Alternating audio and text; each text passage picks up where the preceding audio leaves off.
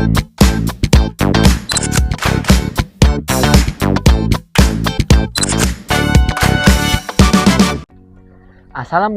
warahmatullahi wabarakatuh. Shalom, nama budaya, Om Swastiastu, salam kebajikan, dan salam sejahtera bagi kita semua.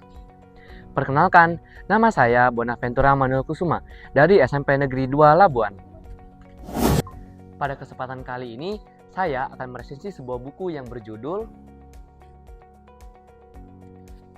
Di Bawah Lindungan Ka'bah.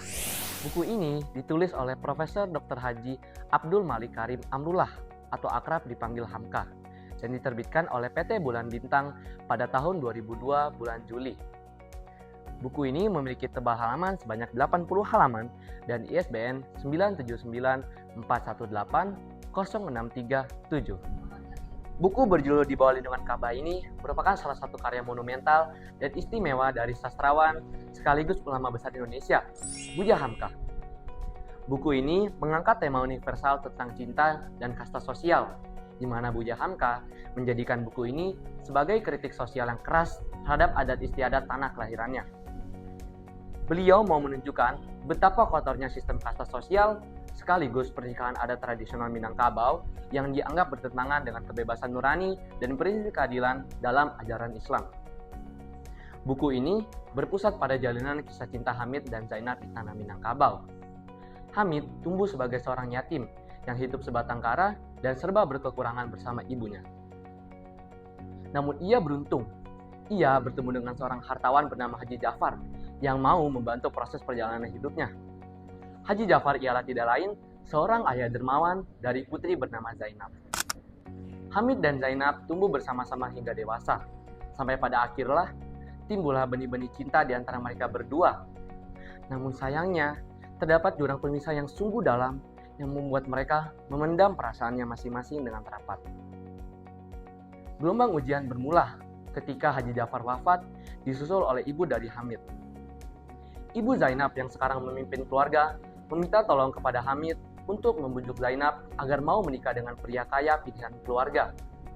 Permintaan tersebut menghujam sanubari Hamid dengan begitu dalam.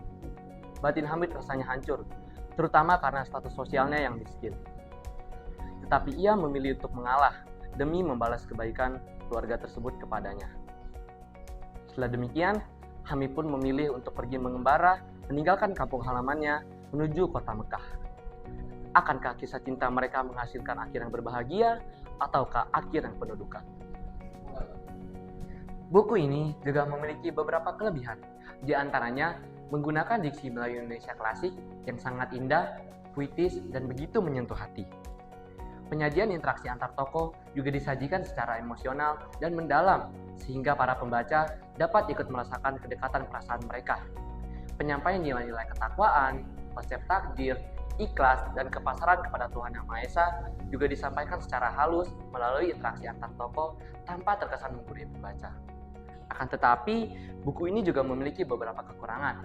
Di antaranya, penggunaan sastra bahasa lama dalam buku ini dapat menyebabkan kesulitan pemahaman isi buku dan membutuhkan konsentrasi lebih bagi para pembaca dari kalangan generasi muda.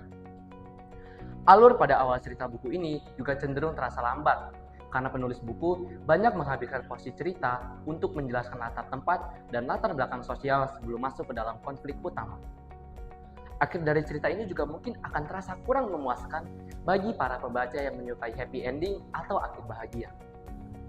Di luar dari kelebihan dan kekurangannya, buku ini sangat direkomendasikan bagi para pelajar, akademisi, serta orang-orang pecinta sastra klasik yang ingin memperdalam ilmu dalam perkembangan sastra Indonesia serta mengambil nilai-nilai ketulusan hidup yang berharga. Dari buku ini, kita juga belajar bahwa terkadang cinta yang tulus datang dari tempat yang tidak terduga.